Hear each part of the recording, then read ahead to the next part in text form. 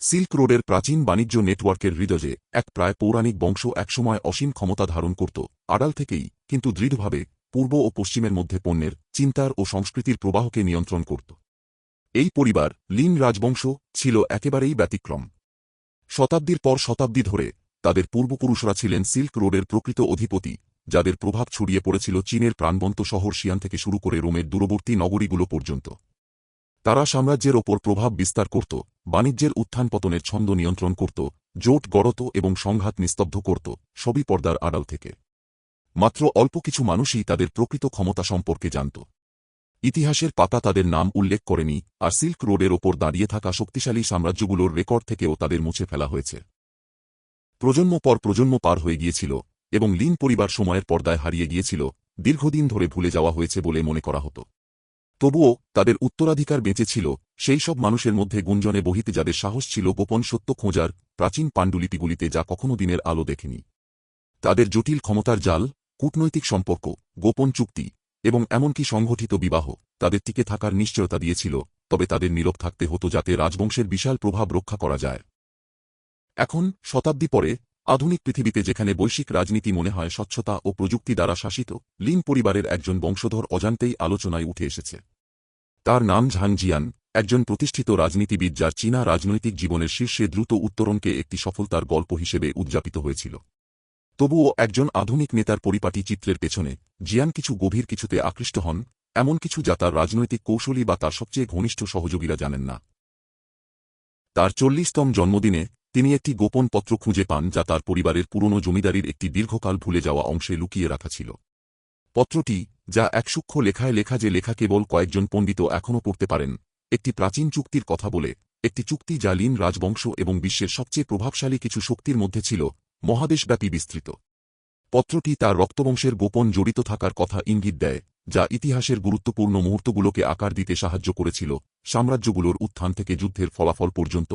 এটি ধারণা দেয় যে তার পূর্বপুরুষরা কখনও সত্যিই হারিয়ে যায়নি, বরং তারা গোপনে চলে গিয়েছিল, সঠিক উত্তরাধিকারীকে তাদের কাজ চালিয়ে যাওয়ার জন্য অপেক্ষা করছিল। যখন জিয়ান তার পরিবারের গোপন ইতিহাসে আরও গভীরে প্রবেশ করেন, অদ্ভুত ঘটনা তার চারপাশে ঘটতে শুরু করে। অপ্রকাশিত ফোন কল, অজানা সূত্র থেকে রহস্যময় বার্তা, এবং তার ব্যক্তিগত জীবনে অস্বাভাবিক দুর্ঘটনাগুলি তাকে একটি এমন পৃথিবীতে টেনে নিয়ে যায় যা আধুনিক রাজনীতির খাঁটি ভাবাপন্ন দুনিয়া থেকে অনেক বেশি জটিল। লিন রাজবংশ সবসময়ই পর্দার আড়ালে ছিল, কিন্তু এখন তাদের প্রভাব অনুভূত হচ্ছে যখন জিয়ান আবিষ্কার করেন যে শুধু তার নিজের ক্যারিয়ার নয়, পুরো পৃথিবীর ভবিষ্যৎও বিপদে থাকতে পারে। তার রক্তবংশ সাধারণ কিছু নয়, এটি বৈশ্বিক ক্ষমতার চাবিকাঠি, যা প্রকাশ্যে লুকানো ছিল। জিয়ান শীঘ্রই এক রহস্যময় চরিত্রের সম্মুখীন হন, একজন বৃদ্ধ পণ্ডিত, লু ওয়েই, যিনি দাবি করেন যে তিনি একটি গোপন সমাজের সদস্য, যা লিন পরিবারের উত্তরাধিকার রক্ষা করতে নিবেদিত। ওয়েই প্রকাশ করেন যে পরিবারের ক্ষমতা কখনও কেবলমাত্র ধনসম্পদ বা প্রভাবের মধ্যে সীমাবদ্ধ ছিল না, বরং এটি ছিল এমন কিছু রহস্যময় জ্ঞান নিয়ে, প্রাচীন শক্তি সম্পর্কিত জ্ঞান, যা বিশ্বের ঘটনাগুলিকে গড়ে তুলেছিল এবং এখনও এর সম্ভাবনা রয়েছে আধুনিক বিশ্বের গতিপথ পরিবর্তন করার জন্য। ওয়েইয়ের রহস্যময় দিক নির্দেশনার মাধ্যমে জিয়ান তার পরিবারের ইতিহাসের মধ্যে একটি জটিল সত্য উন্মোচন করতে শুরু করেন, এবং তিনি শিখতে পারেন যে তার নিজস্ব পরিচয় সরাসরি সিল্ক রোডের ভবিষ্যতের সাথে সম্পর্কিত। তবে যখন তিনি আরও গভীরে যান, জিয়ান শীঘ্রই উপলব্ধি করেন যে পুরনো এবং নতুন, উভয় প্রকারের শক্তিশালী বাহিনী এই গোপন উত্তরাধিকার নিয়ন্ত্রণ করতে চাইছে।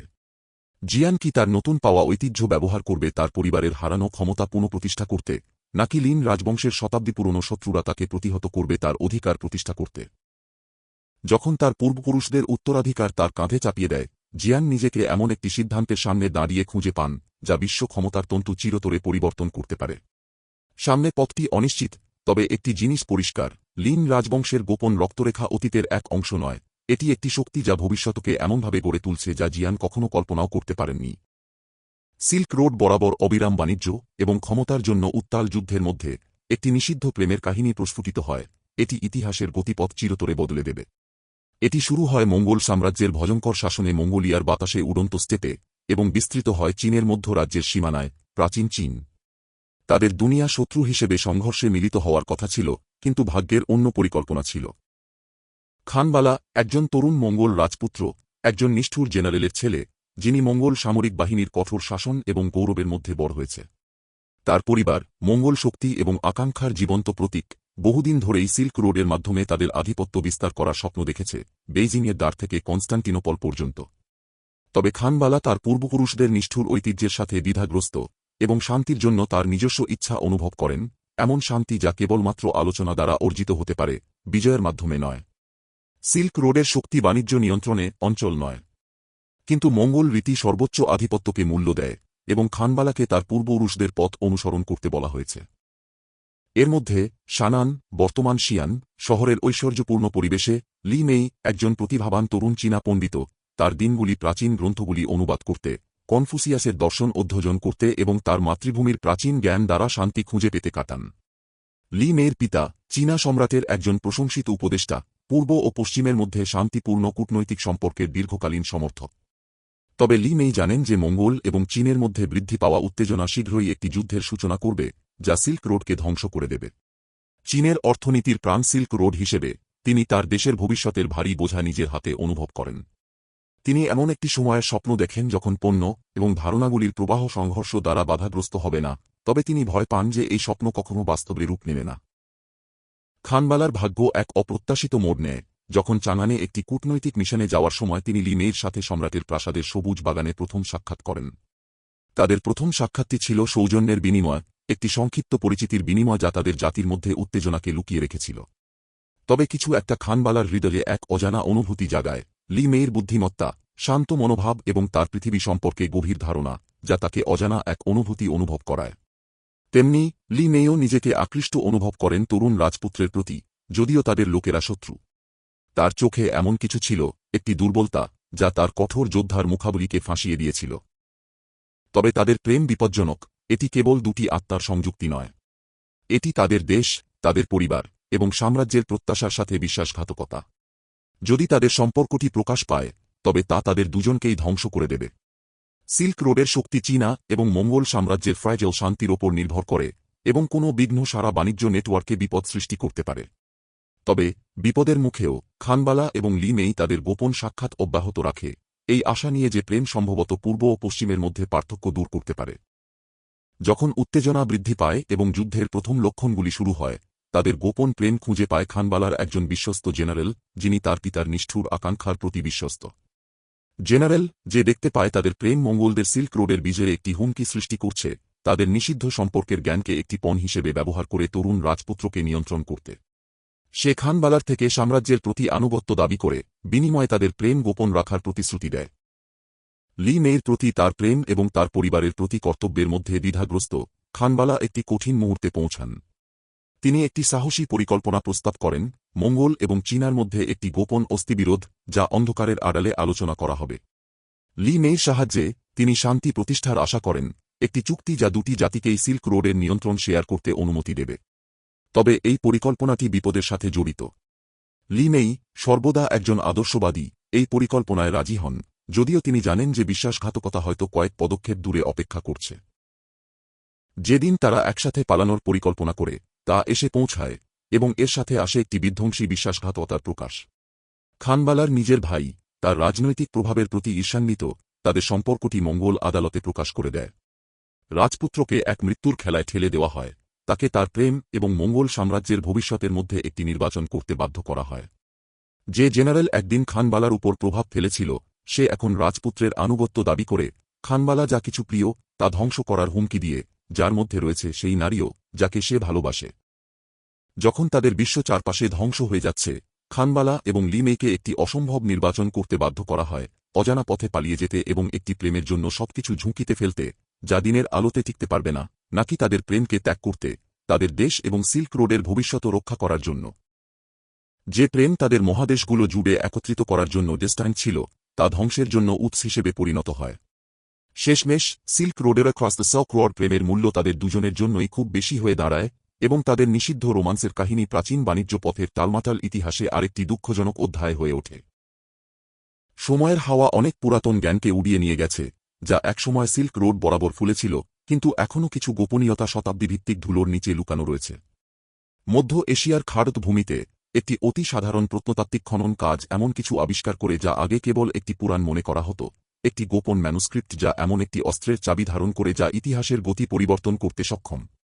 এলারা স্টোন একজন সম্মানিত প্রত্নতাত্ত্বিক, সিল্ক রোডের অবশেষগুলি অধ্যয়ন করতে তার জীবনকাল অতিবাহিত করেছেন। তার জন্য এটি শুধু একটি পেশা নয়, একটি প্রবল আগ্রহ। তিনি সর্বদা বিশ্বাস করেছেন যে প্রাচীন বাণিজ্য রুটের মধ্যে আরও কিছু ছিল যা ইতিহাস আমাদের জানিয়েছে তার চেয়ে অনেক বেশি। তিনি জানতেন যে সিল্ক, মশলা এবং ধারণার আদান প্রদান ছিল শুধু একটি পণ্য বিনিময়, এটি ছিল ক্ষমতা, জ্ঞান এবং সংস্কৃতির এক মোড়। তবে তিনি দীর্ঘদিন ধরে সন্দেহ করেছিলেন যে প্রাচীন শহরের ধ্বংসাবশেষের মধ্যে কিছু গোপন রহস্য রয়েছে, যা আমাদের সভ্যতার উত্থান সম্পর্কে আমরা যা জানি তা পুনরায় লিখতে পারে। তার বিরাট সাফল্যটি আসে যখন তুর্কমেনিস্তানের মরুভূমিতে একটি খনন কাজ চলাকালে তার দল একটি দাফন করা গ্রন্থাগার আবিষ্কার করে, একটি কাঠামো যা শতাব্দী ধরে বালু এবং পাথরের নিচে লুকানো ছিল। সাইটটি, যা দীর্ঘকাল ধরে একটি বিস্মৃত বাণিজ্য কেন্দ্রের ধ্বংসাবশেষ বলে মনে করা হচ্ছিল, একটি পুরানি পাণ্ডুলিপি এবং গ্রন্থপত্রের কোষাধার প্রকাশ করে। অধিকাংশই সাধারণ পাঠ্য, যেখানে এক সময়ের বণিক, ব্যবসায়ী এবং কূটনীতিকদের কাহিনী ছিল যারা এই অঞ্চল দিয়ে গিয়েছিল। তবে পুস্তকগুলির মধ্যে গভীরে এলারা একটি একক অলঙ্কৃত ম্যানুস্ক্রিপ্ট খুঁজে পান, যা সিল্কের সেরা কাপড়ে বাঁধা এবং এমন চিহ্নে লিখিত যা কোনো পরিচিত ভাষার সাথে মেলেনি।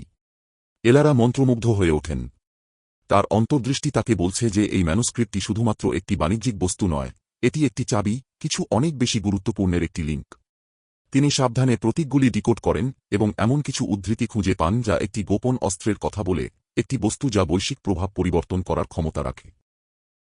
ম্যানুস্ক্রিপ্টটি দাবি করে যে এই অস্ত্রটি সিল্ক রোডের হৃদয় নামে পরিচিত মঙ্গল সাম্রাজ্যের প্রাথমিক সময়ে গোপন রাখা হয়েছিল, যখন চেঙ্গিস খান প্রাচীন বাণিজ্য রুট বরাবর ভাঙা রাজ্যগুলিকে একত্রিত করেছিলেন। ম্যানুস্ক্রিপ্টের মতে এই অস্ত্রটি কোন সাধারণ অলঙ্কার বা ধনসম্পদ ছিল না। এটি বলা হয়েছে যে এটি পূর্ব এবং পশ্চিমের সবচেয়ে মহান মনীষীদের সম্মিলিত জ্ঞান ধারণ করত। এর শক্তি শারীরিক এবং মেধাগত, এটি একটি মাস্টার কিট যা প্রাচীন বিশ্বের গভীরতম গোপনীয়তা উন্মোচন করতে সক্ষম, যার মধ্যে ছিল অজানা ধনসম্পদ, ভূতপূর্ব প্রযুক্তি এবং এমন দার্শনিকতা যা আধুনিক বিজ্ঞান ও রাজনীতি ভিত্তির মূল পরিবর্তন করতে পারে। অস্ত্রটির অস্তিত্ব প্রজন্মের পর প্রজন্ম ধরে কুসংস্কৃতিতে কথা বলা হয়েছে, এক রহস্য যা বলা হয়েছিল যে এটি কখনো ভুল হাতে পড়তে পারে না। যতই এলারা আরও তদন্ত করতে থাকেন, তিনি বুঝতে পারেন যে তিনি একমাত্র ব্যক্তি নন যিনি এই ম্যানুস্ক্রিপ্টের অস্তিত্ব জানেন। একের পর এক রহস্যজনক ঘটনা ঘটে উঠতে থাকে। তার গবেষণা তার অফিস থেকে চুরি হয়ে যায় এবং তার দরজায় রহস্যময় সতর্কবার্তা রেখে দেওয়া হয়।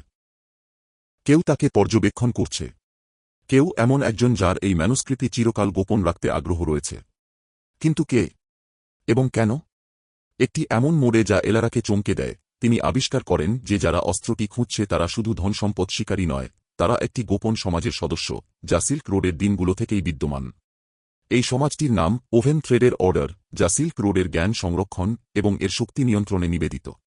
তারা শতাব্দীর পর শতাব্দী ধরে সাম্রাজ্যগুলির পরিণতি গোপনে গড়ে তুলেছে, নিশ্চিত করেছে যে কিছু জ্ঞান গোপন থাকবে এবং এমন মানুষের হাতে পড়বে না যারা এটি ব্যবহার করে ক্ষমতার ভারসাম্য বিঘ্নিত করতে পারে। এলারা যখন আরও গভীরভাবে অনুসন্ধান করতে শুরু করেন, তিনি বুঝতে পারেন যে তিনি এখন সময়ের বিরুদ্ধে একটি দৌড়ে রয়েছেন। প্রতিদ্বন্দ্বী গোষ্ঠীগুলি, কিছু সরকারগুলির সাথে কাজ করছে এবং অন্যরা ছায়াময় চরিত্রগুলির সাথে, সবাই সিল্ক রোডের হৃদয়টির পিছনে। তারা বিশ্বাস করে যে এই অস্ত্রটি তাদের আধুনিক বৈশ্বিক ক্ষমতা সংগ্রামে উপরের হাতে রাখতে সাহায্য করবে। কিছু মানুষ এটি ব্যক্তিগত লাভের জন্য ব্যবহার করতে চায়, আবার অন্যরা এটি বিশ্ব ব্যবস্থা তাদের অনুকূলে পরিবর্তন করতে একটি উপায় হিসেবে দেখছে। অস্ত্রটি ভুল হাতে পড়া থেকে রক্ষা করতে দৃঢ়প্রতিজ্ঞ, এলারা একদল অপ্রত্যাশিত সহযোগীর সঙ্গে হাত মিলিয়ে কাজ করতে শুরু করেন। তাদের মধ্যে একজন হলেন ফারিদ, ওভেন থ্রেডের অর্ডার এর একটি প্রাক্তন সদস্য, যিনি গোষ্ঠীর প্রকৃত উদ্দেশ্য আবিষ্কার করার পর বিদ্রোহী হন। একসঙ্গে তারা এমন কিছু সূত্র একত্রিত করতে শুরু করেন যা অস্ত্রটির অবস্থানকে নির্দেশ করে। সূত্রগুলো প্রাচীন সিল্ক রোডের শহরগুলির মধ্যে লুকানো ছিল। তাদের যাত্রা তাদের নিয়ে যায় সামারকন্দের প্রাচীন ধ্বংসাবশেষ থেকে শুরু করে বাগদাদের ধ্বংসপ্রাপ্ত প্রাচীর পর্যন্ত, তাজিকিস্তানের দূরবর্তী পর্বতমালায়। প্রতিটি পদক্ষেপ তাদের সত্যের কাছাকাছি নিয়ে আসে, তবে একই সাথে বিপদে আরও গভীর করে। যাত্রার পথে এলারা শুরু করেন অস্ত্রটির প্রকৃত প্রকৃতি নিয়ে প্রশ্ন তোলার। এটি কি সত্যিই বিশ্বকে পরিবর্তন করার জন্য তৈরি হয়েছিল, নাকি এটি কেবল একটি নিয়ন্ত্রণের যন্ত্র, একটি অস্ত্র যা ক্ষমতার ভারসাম্য কিছু মানুষের হাতে রাখার জন্য ডিজাইন করা হয়েছে? যতই তিনি আরও বেশি গোপনীয়তা উন্মোচন করেন, এলারা বুঝতে শুরু করেন যে সিল্ক রোডের হৃদয় কেবল একটি শারীরিক বস্তু নয়, এটি সেই অদৃশ্য শক্তির প্রতীক, যা শতাব্দী ধরে বিশ্বের ইতিহাসকে আকার দিয়েছে, যা প্রকাশ্যে লুকানো ছিল। কিন্তু অস্ত্রটির দিকে প্রতিটি পদক্ষেপ এগিয়ে যাওয়ার সঙ্গে সঙ্গে এলারা সেই সমস্ত মানুষের দ্বারা তাড়া হচ্ছেন যারা এটি দাবি করতে কিছুতেই থামবে না। তার প্রতিটি পদক্ষেপ নজরদারি করা হচ্ছে, এবং তার দলটি একে একে অপসৃত হচ্ছে। যতই তিনি রহস্যের গভীরে প্রবেশ করেন, ততই তিনি বুঝতে শুরু করেন যে অস্ত্রটির প্রকৃত শক্তি বস্তুটিতে নয়, বরং সেই জ্ঞানটিতে যা এটি উন্মোচন করতে পারে, একটি জ্ঞান যা আধুনিক পৃথিবীকে বাঁচাতে বা ধ্বংস করতে পারে।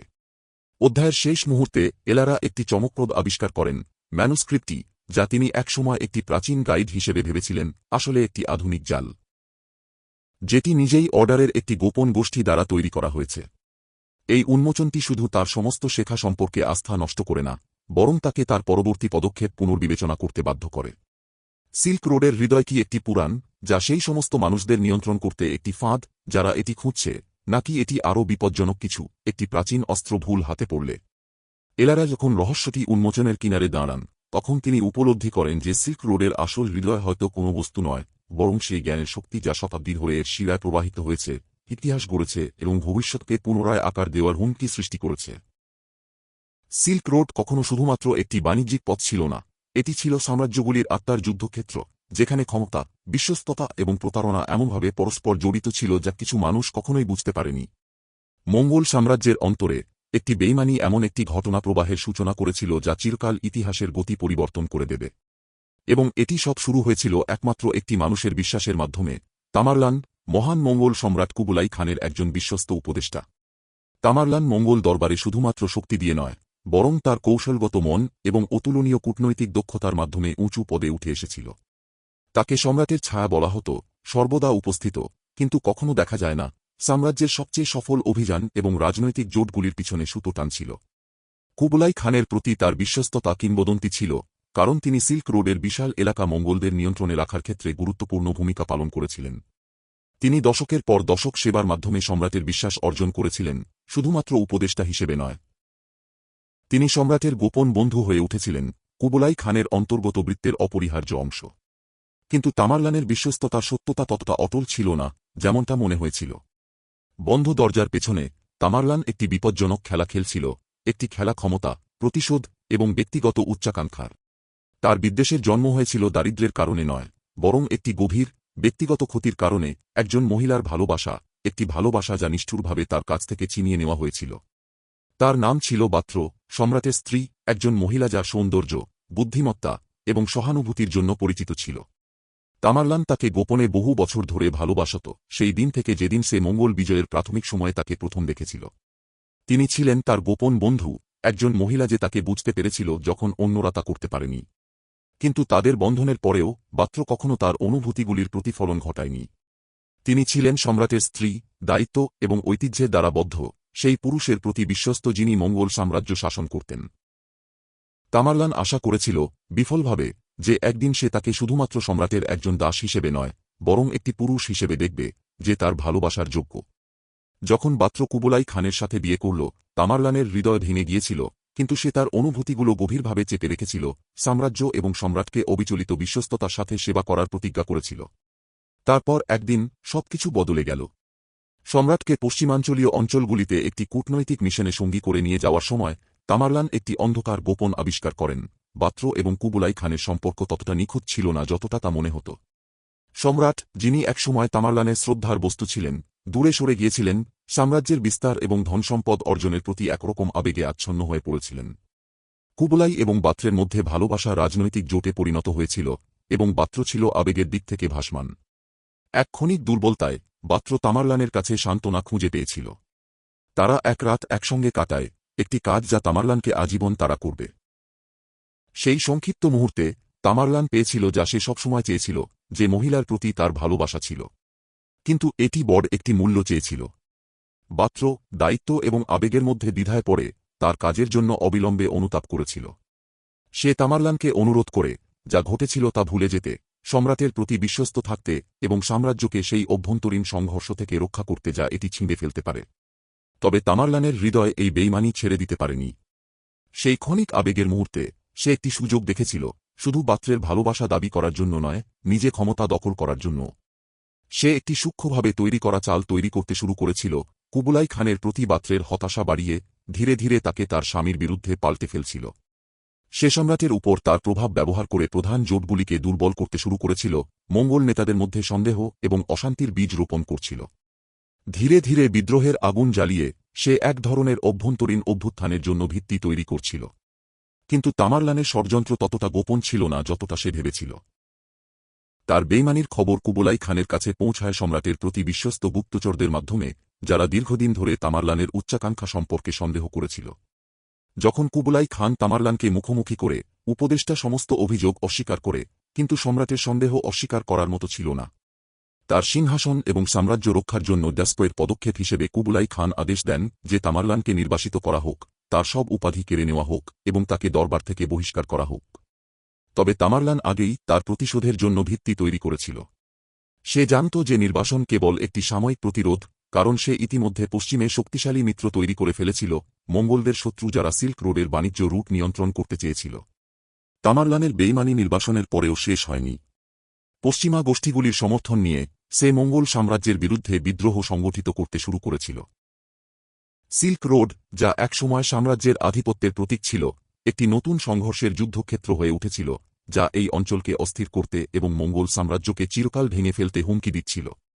তামারলানের প্রভাব দ্রুত ছড়িয়ে পড়ে, এবং যখন বিদ্রোহের গতি বৃদ্ধি পায়, তখন স্পষ্ট হয়ে ওঠে যে সিল্ক রোডের ভবিষ্যৎ এবং পুরো পৃথিবী এখন তার হাতে। ছায়ায় বসে তার পরবর্তী পদক্ষেপ পরিকল্পনা করতে থাকলে তামারলান বাত্রের প্রতি তার আকর্ষণকে ছেড়ে দিতে পারেনি। সে বিশ্বাস করেছিল যে একবার মঙ্গলরা পরাজিত হলে সে সিংহাসন এবং সাম্রাজ্য দখল করবে এবং অবশেষে বাত্রের হৃদয়ও জয় করবে। কিন্তু বাত্রের একটি নিজস্ব পরিকল্পনা ছিল। তামারলানের বেইমানির প্রকৃত গভীরতা বুঝতে পেরে সে জানত যে সে কখনই তার কাছে ফিরে যেতে পারবে না। সে তার ষড়যন্ত্র রোধ করার জন্য কাজ শুরু করেছিল, গোপনে কুবলাই খানের কাছে গোপন বার্তা পাঠাতে শুরু করেছিল, তাকে সিল্ক রোডের নিয়ন্ত্রণ ফিরে নেওয়ার পরামর্শ দিতে। চূড়ান্ত সংঘর্ষের মঞ্চ প্রস্তুত ছিল। তামারলান, প্রতিশোধ এবং আবেগ দ্বারা চালিত, এখন সিল্ক রোড এবং পুরো পৃথিবীর ভাগ্য নতুন করে আকার দেওয়ার কিনারে দাঁড়িয়েছিল। তার কাজগুলি, ব্যক্তিগত বিদ্বেষ এবং রাজনৈতিক ষড়যন্ত্র দ্বারা উৎসাহিত, ক্ষমতার ভারসাম্য এমনভাবে পরিবর্তন করবে যা কেউই পূর্বাভাস করতে পারেনি। তবে সেই পুরানো বন্ধুর বিশ্বাসঘাতকতার কারণে কুবলাই খান জানতেন যে সাম্রাজ্যের বেঁচে থাকা শুধু সামরিক শক্তির উপর নির্ভর করবে না, বরং তার নেতাদের বিশ্বস্ততা এবং ঐক্যের উপরও নির্ভর করবে। চূড়ান্ত মুহূর্তে, যখন বিদ্রোহ চলছে এবং সাম্রাজ্য বিপর্যস্ত, একটি চমকপ্রদ উন্মোচন ঘটে, যা তামারলানের ভাগ্যকে চিরকাল পরিবর্তন করে দেবে। যখন মূল খেলোয়াড়রা চূড়ান্ত যুদ্ধে প্রস্তুত হচ্ছিল, তখন স্পষ্ট হয়ে ওঠে যে বেইমানি ছিল একটি অনেক বড় এবং আরও বিপজ্জনক খেলার শুরু, একটি খেলা যেখানে নদী সিল্ক রোডের ভবিষ্যৎই ছিল। যেমন যেমন পরিবর্তনের হাওয়া সিল্ক রোড জুড়ে বয়ে চলেছে, অদৃশ্য শক্তিগুলি তার পৃষ্ঠের নিচে জাগ্রত হতে শুরু করে। যে সমস্ত বণিক, কূটনীতিক এবং যোদ্ধারা এর বিস্তীর্ণ অঞ্চল অতিক্রম করেছিলেন, তাদের মধ্যে একটি প্রাচীন গোষ্ঠী ছিল যাদের সম্পর্কে ইতিহাস মনে করেছিল যে তারা হারিয়ে গিয়েছে, যারা একদম চুপচাপ শুধুমাত্র পণ্য নয়, ধারণা, ক্ষমতা এবং পরিণতি নিজেই নিয়ন্ত্রণ করেছিল।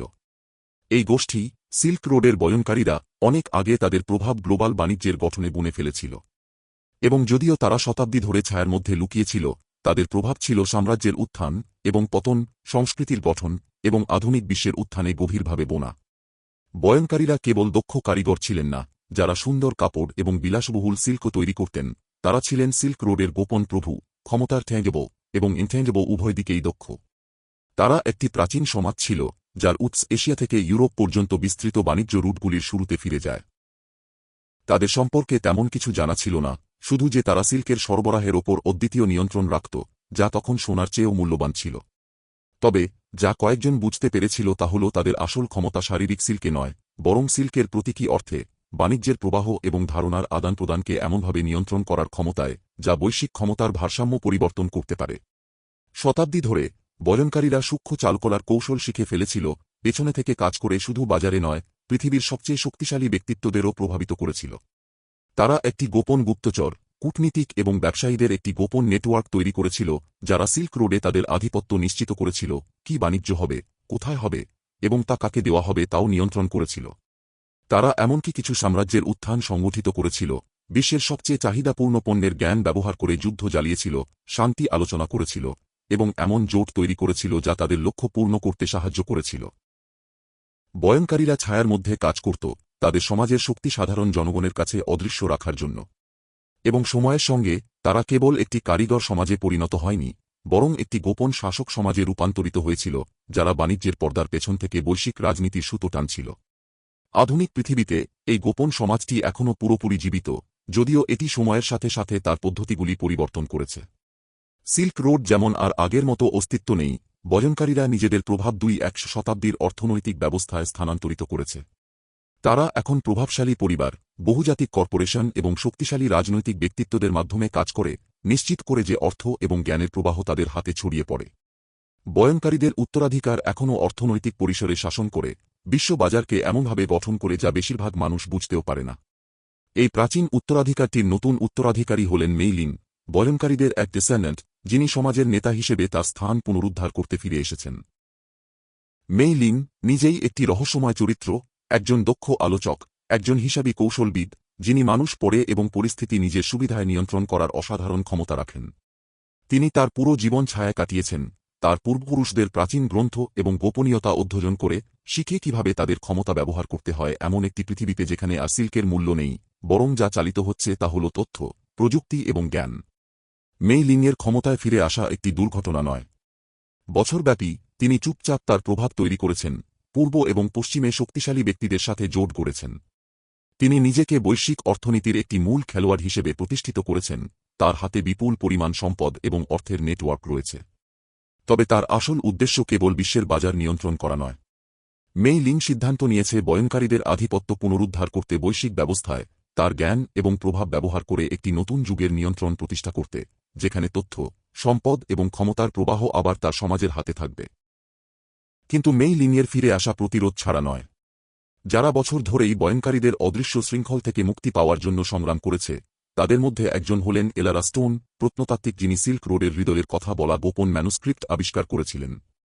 মেই লিন জানতেও পারে না, এলারার আবিষ্কার তাকে বয়নকারীদের পথে নিয়ে এসেছে। এলারা যে তথ্য আবিষ্কার করেছে সেই আয়তটি বয়নকারীদের প্রাচীন ক্ষমতা উন্মোচন করার চাবি ধারণ করে। যদি মেই লিন সত্যিই বিশ্বের ভবিষ্যৎ নিয়ন্ত্রণ করতে চায়, তাকে নিশ্চিত করতে হবে যে এলারা অস্ত্রটির প্রকৃত উদ্দেশ্য প্রকাশ না করে। মেই লিন তার পরিকল্পনা বুনতে শুরু করলে সে এমন পদক্ষেপ নিতে শুরু করে যা বিশ্বের রাজনৈতিক এবং অর্থনৈতিক ভূদৃশ্য পরিবর্তন করতে পারে। সে ক্ষমতার করিডোরে প্রবেশ করে প্রভাবশালী প্রযুক্তি উদ্যোক্তা, রাজনৈতিক নেতারা এবং অর্থনৈতিক টাইকুনদের সাথে সাক্ষাৎ করে, প্রতিটি ব্যক্তি তার বৃহৎ পরিকল্পনার অংশীদার বা দাবার টুকরো। সে জানে যে বাণিজ্য রুটগুলির নিয়ন্ত্রণের পুরনো পদ্ধতি আধুনিক পৃথিবীতে আর কার্যকর হবে না। এর পরিবর্তে তাকে তথ্যের প্রবাহ নিয়ন্ত্রণ করতে হবে, ডিজিটাল প্ল্যাটফর্ম এবং বৈশ্বিক যোগাযোগ নেটওয়ার্ক ব্যবহার করে বিশ্বের অর্থনীতি এবং সমাজে প্রভাব বিস্তার করতে হবে। তার পরিকল্পনা একটি নতুন উদ্যোগের আকারে গড়ে ওঠে, একটি ডিজিটাল সিল্ক রোড, একটি আন্তঃসংযুক্ত ডিজিটাল বাজারের নেটওয়ার্ক যা বিশ্বজুড়ে বিস্তৃত। এই নতুন পরিকাঠামো তাকে কেবল পণ্যগুলির চলাচল নয়, ধারণা এবং তথ্যের আদান প্রদানও নিয়ন্ত্রণ করতে সক্ষম করবে। মেই লিনের দৃষ্টি পরিষ্কার, জ্ঞানের প্রবাহ নিয়ন্ত্রণ করে সে ভবিষ্যৎও নিয়ন্ত্রণ করতে পারবে।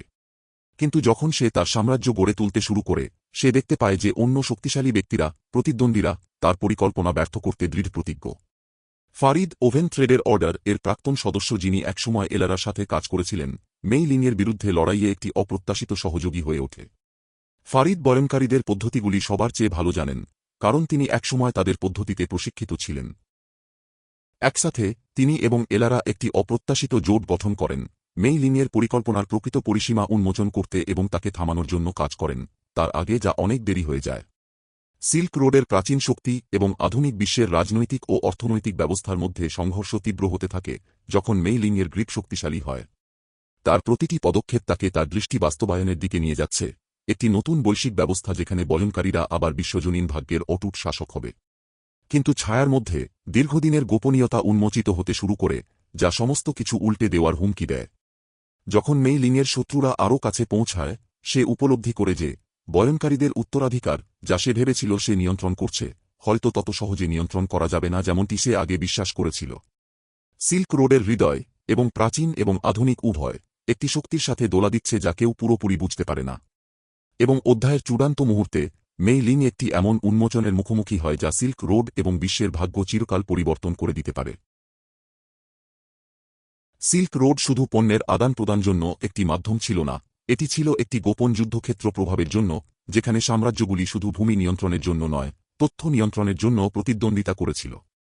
যখন প্রাচীন বাণিজ্য রুটগুলি ব্যবহারবিহীন হতে শুরু করেছিল, তাদের উত্তরাধিকার বেঁচেছিল পৃথিবীর সবচেয়ে শক্তিশালী খেলোয়াড়দের সূক্ষ্ম, প্রায় অদৃশ্য কৌশলগুলির মধ্যে। তাদের মধ্যে একটি গোপন পশ্চিমা সাম্রাজ্য ছিল, যা অনেক দিন ধরে একটি পুরাণ মনে করা হতো, চুপচাপ ছায়ার মধ্যে কাজ করছিল, বৈশ্বিক রাজনীতি পরিচালনা করে এবং বিশ্ব ব্যবস্থাকে এমনভাবে গঠন করছিল যা খুব কম মানুষ উপলব্ধি করতে পারত। পশ্চিম সর্বদা উদ্ভাবনের মাস্টার ছিল, এমন ব্যবস্থা তৈরি করার যা ধারণা এবং বাণিজ্যের প্রবাহ নিয়ন্ত্রণ করতে পারে। তবে যখন পৃথিবী ডিজিটাল যুগে প্রবেশ করে, তখন একটি নতুন সীমান্ত উন্মুক্ত হয়, তথ্য নিজেই। যেখানে একসময় জাহাজ সিল্ক এবং মশলা মহাসাগর পার করে নিয়ে যেত, এখন তার বদলে কেবল এবং স্যাটেলাইট তথ্য এবং ডিজিটাল পণ্য পৃথিবী জুড়ে পরিবহন করে। এবং এই নতুন পৃথিবীতে একটি গোপন শক্তি, ডিজিটাল কনসোর্টিয়াম নামে পরিচিত, তার প্রভাব আধুনিক ভূরাজনীতির তন্তুর মধ্যে বুনতে শুরু করেছিল। ডিজিটাল কনসোর্টিয়াম ছিল একটি গোপন, অত্যন্ত প্রভাবশালী সংগঠন, যা ছিল প্রযুক্তি উদ্যোক্তা, ব্যাংকার, গোয়েন্দা অপারেটিভ এবং নীতিনির্ধারকদের একটি সমষ্টি, যারা চুপচাপ পৃথিবী জুড়ে গ্লোবাল অর্থনীতিকে চালিত করা ডিজিটাল পরিকাঠামোটি নিয়ন্ত্রণে নিয়ে এসেছিল। তারা পটভূমিতে কাজ করত, জনসাধারণের নজর এড়িয়ে, বাজার নিয়ন্ত্রণ, নীতি পরিচালনা এবং বৈশ্বিক ঘটনা গঠন করত তাদের নিজস্ব স্বার্থে। কনসোর্টিয়ামের প্রভাব ছিল আধুনিক বিশ্বের প্রতিটি কোণায়, নিউ ইয়র্কের আর্থিক বাজার থেকে সিলিকন ভ্যালির প্রযুক্তি দৈত্য, বৈশ্বিক কর্পোরেশনগুলির বোর্ডরুম থেকে ওয়াশিংটন, লন্ডন এবং আরও অনেক স্থানে ক্ষমতার করিডোর পর্যন্ত। এই রহস্যময় সাম্রাজ্যের কেন্দ্রে একজন ব্যক্তি ছিল যিনি আর্কিটেক্ট নামে পরিচিত। আর্কিটেক্ট ছিল এমন একটি নাম যা ক্ষমতার সর্বোচ্চ স্তরের মধ্যে ফিসফিসিয়ে উচ্চারণ করা হতো। কেউ জানত না আসলেই আর্কিটেক্ট কে, বা নামটি একক ব্যক্তির প্রতি ইঙ্গিত করে নাকি একটি ছায়াময় গোষ্ঠীকে বোঝায়। তবে একটি বিষয় স্পষ্ট ছিল, আর্কিটেক্ট আধুনিক পৃথিবীকে শাসনকারী তথ্যের প্রবাহ নিয়ন্ত্রণ করতেন। তারা ছিলেন অদৃশ্য হাত, যারা বৈশ্বিক ঘটনাগুলিকে একটি মাস্টার পাপেটিয়ারের সূক্ষ্মতার সাথে গঠন করতেন। বছর ধরেই আর্কিটেক্ট প্রাচীন সিল্ক রোডের অবশিষ্টাংশ ব্যবহার করে একটি বৈশ্বিক প্রভাবের নেটওয়ার্ক প্রতিষ্ঠা করেছিলেন। তবে যেখানে একসময় রুটগুলি শারীরিক ছিল, এখন তা ভার্চুয়াল। প্রাচীন পৃথিবীর বাণিজ্য রুটগুলি প্রতিস্থাপিত হয়েছে একটি জটিল ডিজিটাল পরিকাঠামোর মাধ্যমে, একটি বিশাল বৈশ্বিক নেটওয়ার্ক যা দেশ, অর্থনীতি এবং ব্যক্তিদের সংযুক্ত করেছে। এবং এই নেটওয়ার্কের মধ্যে আর্কিটেক্ট কনসোর্টিয়ামের দখল স্থাপন করেছিলেন, চুপচাপ হাজার হাজার কোটি ডলার তথ্যের বিতরণ এবং জনমত নিয়ন্ত্রণের কাজ পরিচালনা করছিলেন। এখন জুলিয়ান মার্সার নামক একজন তীব্র অনুসন্ধানী সাংবাদিক, যিনি বছরের পর বছর ধরে আধুনিক বিশ্বের পেছনের দিকের কর্পোরেট এবং রাজনৈতিক দুর্নীতির স্তরগুলো উন্মোচন করছিলেন। মার্সারের তদন্ত ইতিমধ্যে তাকে বেশ কিছু চমকপ্রদ সিদ্ধান্তে নিয়ে গিয়েছিল, কিন্তু এটি ছিল একটি রহস্যময় রিপোর্ট যা তাকে আরও বেশি আগ্রহী করেছিল, যা একটি গোপন বৈঠক সম্পর্কে ছিল যেখানে বৈশ্বিক শক্তি চুক্তিবদ্ধ ব্যক্তিরা মিলিত হয়েছিল। সেই বৈঠকটি, যা গোপনে ফ্রেঞ্চ রিভিয়েরায় একটি বিলাসবহুল এস্টেটে অনুষ্ঠিত হয়েছিল, সেখানে বিশ্বের কিছু সবচেয়ে শক্তিশালী ব্যক্তিরা উপস্থিত ছিলেন, যারা নিউ সিল্ক রোড নামক একটি বিষয়ে আলোচনা করেছিলেন। এটি প্রথমে নিরীহ মনে হলেও মার্সার দ্রুত বুঝতে পারেন যে এটি একটি নতুন বাণিজ্য রুট নয়, বরং একটি ডিজিটাল নেটওয়ার্ক যা বৈশ্বিক তথ্য, অর্থ এবং ক্ষমতা নিয়ন্ত্রণ করতে ডিজাইন করা হয়েছে। যখন তিনি আরও গভীরে অনুসন্ধান করতে শুরু করেন, তিনি প্রমাণ পেতে শুরু করেন যা ডিজিটাল কনসোর্টিয়ামকে বিশ্বের সবচেয়ে বিতর্কিত ঘটনাগুলির সাথে যুক্ত করে, নির্বাচনের ম্যানিপুলেশন থেকে শুরু করে বিদেশি সরকারগুলির অস্থিরকরণ পর্যন্ত। তারা যা কিছু করেছিল তা ছিল হিসাব করা, প্রতিটি সিদ্ধান্ত ছিল পরিকল্পিত, যেন তারা একটি সমাপ্তির দিকে কাজ করছিল যা অন্য কেউ দেখতে পাচ্ছিল না। মার্সারের অনুসন্ধান দ্রুত তাকে একটি চমকপ্রদ আবিষ্কারে নিয়ে যায়। ডিজিটাল কনসোর্টিয়াম আধুনিক প্রযুক্তি দৈত্যদের উত্থানের পিছনে সুতো টানছিল, এই সমস্ত কোম্পানি, যারা এখন ডিজিটাল ভূদৃশ্যে আধিপত্য বিস্তার করেছে। গুগল, আমাজন এবং ফেসবুকের মতো কোম্পানিগুলি কেবল উদ্ভাবনের মাধ্যমে সফল হয়নি, কনসোর্টিয়াম তাদের কৌশলগতভাবে ম্যানিপুলেট, সমর্থন এবং কখনও কখনও সূক্ষ্মভাবে নিয়ন্ত্রণ করেছিল, যাতে তারা আধুনিক বিশ্বের ভিত্তি হিসেবে কাজ করা বৈশ্বিক ডিজিটাল পরিকাঠামো তৈরি করতে পারে। কিন্তু কনসোর্টিয়ামের প্রভাব এখানেই থামেনি। মার্সার জানতে পারেন যে গোষ্ঠীর একটি গোপন এজেন্ডা ছিল, একটি আরও বিপজ্জনক পরিকল্পনা যা ডিজিটাল অর্থনীতির মাধ্যমে বৈশ্বিক বাণিজ্য এবং রাজনীতির পূর্ণ দখল নিয়েছিল। নিউ সিল্ক রোড শুধুমাত্র একটি রূপক ছিল না, এটি ছিল একটি বাস্তব এবং ভার্চুয়াল হাইওয়ে, যা প্রাচীন সিল্ক রোডের শারীরিক রুটগুলিকে প্রতিস্থাপন করার জন্য ডিজাইন করা হয়েছিল, একটি নেটওয়ার্ক যা কনসোর্টিয়ামকে বৈশ্বিক জীবনের প্রতিটি দিকের উপর অপ্রতিদ্বন্দ্বী ক্ষমতা দিত। এমন সময়ে এলারা স্টোন, সেই প্রত্নতাত্ত্বিক যিনি প্রাচীন অস্ত্রটি প্রকাশ করা ম্যানুস্ক্রিপ্ট আবিষ্কার করেছিলেন, নিজেকে মার্সারের অনুসন্ধানে টেনে নেন। সিল্ক রোডের হৃদয়ের উপর তার নিজস্ব গবেষণা তাকে এমন শক্তির সামনে নিয়ে এসেছিল যা তিনি কখনও কল্পনাও করেননি। তিনি জানতে পেরেছিলেন যে অস্ত্রটি শুধুমাত্র ঐতিহাসিক গুরুত্বপূর্ণ একটি বস্তু ছিল না, এটি এমন একটি চাবি ছিল যা ডিজিটাল সিল্ক রোডের নিয়ন্ত্রণ উন্মোচন করতে পারে, একটি গোপন যা ডিজিটাল কনসোর্টিয়াম কিছুতেই গোপন রাখতে চাইবে। যখন মার্সার এবং এলারা তাদের শক্তি একত্রিত করেন, তারা আবিষ্কার করেন যে কনসোর্টিয়ামের পরিকল্পনা কেবল নিয়ন্ত্রণের ব্যাপার নয়, এটি বৈশ্বিক ক্ষমতার কাঠামো সম্পূর্ণ নতুনভাবে সাজানোর ব্যাপার। অস্ত্রটি, যা শতাব্দী ধরে লুকানো ছিল, ছিল একটি পাজলের হারানো টুকরা যা কনসোর্টিয়ামকে কেবল শারীরিক পৃথিবী নয়, বরং ডিজিটাল বিশ্বের তন্তু পর্যন্ত নিয়ন্ত্রণের ক্ষমতা দেবে। এই ক্ষমতা নিয়ে কনসোর্টিয়াম সবকিছু ম্যানিপুলেট করতে পারবে, ফ্রম স্টক মার্কেট থেকে সামাজিক আন্দোলন, এমনকি পুরো সরকারের শাসন পর্যন্ত, পৃথিবীর জনসংখ্যাকে তাদের দাবার টুকরোতে পরিণত করতে। যতই মার্সার এবং এলারা কনসোর্টিয়ামের চারপাশের গোপনীয়তার জালটিতে ডুব দেন, ততই তারা বুঝতে পারেন যে পৃথিবী প্রতিটি স্তরে ম্যানিপুলেট হচ্ছে। কনসোর্টিয়ামের প্রভাব তাদের কল্পনার চেয়েও বেশি বিস্তৃত, যা সরকারের, প্রযুক্তি কোম্পানি, আর্থিক প্রতিষ্ঠান এবং মিডিয়া আউটলেটগুলি প্রবাহিত করেছে। তারা যা কিছু করেন তা তাদের আরও বিপদে নিয়ে আসে, এবং একটি সিরিজ অপ্রত্যাশিত সহযোগী যারা ছায়ায় কাজ করছে কনসোর্টিয়ামের উত্থান থামানোর জন্য তাদের সাহায্য করছে। কিন্তু যখন ঝুঁকির মাত্রা বাড়তে থাকে, মার্সার এবং এলারা বুঝতে পারেন যে কনসোর্টিয়ামের পৃথিবীজুড়ে শক্তির প্রভাব এতটাই গভীরভাবে প্রতিষ্ঠিত যে এটি ভেঙে ফেলানো সম্ভব নয়। ডিজিটাল সিল্ক রোড ইতিমধ্যেই চলমান, এবং প্রশ্ন হয়ে দাঁড়ায় না যে তারা এটি থামাতে পারবে কিনা, বরং এটি দাঁড়ায় যে তারা দীর্ঘ সময় বেঁচে থেকে পৃথিবীকে সত্য জানাতে সক্ষম হবে কিনা। যখন বৈশ্বিক উত্তেজনা আরও বেড়ে যায় এবং কনসোর্টিয়ামের পরিকল্পনা এগিয়ে চলে, তখন আধুনিক বিশ্বের ভাগ্য ঝুলে থাকে। শেষ মুহূর্তে মার্সার এবং এলারা একটি শীতল সতর্কবার্তা পান একটি অজ্ঞাত উৎস থেকে, একটি চূড়ান্ত পাজল টুকরা যা কনসোর্টিয়ামের প্রচেষ্টার পিছনের আসল মাস্টারমাইন্ডকে নির্দেশ করে, আর্কিটেক্ট। যখন তারা তাদের সবচেয়ে বড় চ্যালেঞ্জের জন্য প্রস্তুতি নেয়, তারা উপলব্ধি করেন যে তারা যে খেলা খেলছে তা কেবল গোপনীয়তা উন্মোচনের ব্যাপার নয়, বরং মানবতার ভবিষ্যতের নিয়ন্ত্রণের জন্য একটি লড়াই বাঁচানোর ব্যাপার। সিল্ক রোডের উত্তরাধিকার শুধুমাত্র একটি বাণিজ্য পথ ছিল না, এটি ছিল ছায়াময় চরিত্রদের একটি নেটওয়ার্ক, যারা প্রত্যেকে বিশ্বশক্তির সূক্ষ্ম নাচে একটি অংশ পালন করেছিল, যা প্রাচীন এবং আধুনিক পৃথিবীকে গঠন করেছিল। এই চক্রান্ত এবং ম্যানিপুলেশনের জালটির কেন্দ্রে দাঁড়িয়েছিল একজন একেবারে অপ্রতিরোধ্য বণিক, যিনি অজান্তেই বৈশ্বিক নিয়ন্ত্রণের সংগ্রামে একটি গুরুত্বপূর্ণ চরিত্রে পরিণত হবেন। তার নাম ছিল আরিফ, একজন পুরুষ যার উৎস ছিল তার খ্যাতির মতোই রহস্যময়। আরিফ ছিল একজন বণিক যিনি প্রায় চীন এবং মধ্যপ্রাচ্যের মধ্যে যাতায়াত করতেন, মশলা, কাপড় এবং সূক্ষ্ম মাটির পাত্রের মতো পণ্য বেচাকেনা করতেন। বেশিরভাগ মানুষের কাছে তিনি একটি সাধারণ বণিকের মতোই মনে হতেন, যিনি হাজার হাজার অন্যান্য বণিকের মতো একসময় সিল্ক রোডের বিস্তৃত রুটে যাত্রা করতেন। তার কাফেলাগুলি প্রাচীন বাণিজ্য রুটের সাথে পরিচিত ছিল, সামারকন্দ, বাগদাদ এবং শিয়ানের মতো মহান শহরে থামত। তবুও তার সাধারণ বাহ্যিক চেহারা ছাড়াও আরিফ এমন গোপনীয়তা ধারণ করতেন যা ইতিহাসের গতিপথ বদলে দিতে পারত। যা কিছু লোক জানত না তা হল, আরিফ কেবল কোনো সাধারণ বণিক ছিলেন না, তিনি ছিলেন একজন মাস্টার ম্যানিপুলেটর, একজন ব্যক্তি যিনি দশকের পর দশক ধরে আলোচনা, প্রতারণা এবং ক্ষমতার খেলা শিখেছিলেন। তিনি শুধুমাত্র পণ্য বিক্রেতা ছিলেন না, তিনি ছিলেন প্রভাবের দালাল, একজন ব্যক্তি যিনি এক পৃথিবীতে উভয় পক্ষেই খেলতেন যেখানে বিশ্বস্ততা কেনা এবং বিক্রি করা যেত। আরিফের আসল লক্ষ্য ছিল না শুধু ধনসম্পদ সংগ্রহ করা, বরং সিল্ক রোডে তথ্য এবং বাণিজ্যের প্রবাহ নিয়ন্ত্রণ করা, এমন একটি উচ্চাকাঙ্ক্ষা যা প্রাচীন ক্ষমতার সংগ্রামের মধ্যে শিকড় স্থাপন করেছিল, যা একসময় বাণিজ্য রুটের প্রকৃতি নির্ধারণ করেছিল। বেশিরভাগের অজান্তে আরিফ গোপনে একটি ছায়াময় চরিত্রের জন্য কাজ করছিল, একটি শক্তিশালী এবং অস্পষ্ট উপকারী, যার উচ্চাকাঙ্ক্ষা সিল্ক রোডের শারীরিক সীমারেখার চেয়েও অনেক দূরে ছড়িয়ে পড়েছিল। এই চরিত্রটির নাম ছিল হ্যান্ড, যিনি শতাব্দী ধরে ছায়ায় কাজ করে আসছিলেন, বৈশ্বিক ঘটনাগুলিকে পরিচালনা করে এবং ইতিহাসের গতিপথ গঠন করছিলেন পর্দার পিছনে। হ্যান্ডের গুপ্তচর, অনুসন্ধানকারী এবং বিশ্বস্ত অনুসারীদের নেটওয়ার্ক পৃথিবী জুড়ে ছড়িয়েছিল, সম্রাটদের আদালত থেকে শুরু করে ব্যস্ত বাণিজ্য বাজারের গলিতে। তাদের লক্ষ্য ছিল সহজ, এমন একটি নতুন বিশ্ব ব্যবস্থা তৈরি করা যেখানে জ্ঞান, সম্পদ এবং ক্ষমতার প্রবাহ একটি একক সত্তা দ্বারা নিয়ন্ত্রিত হবে।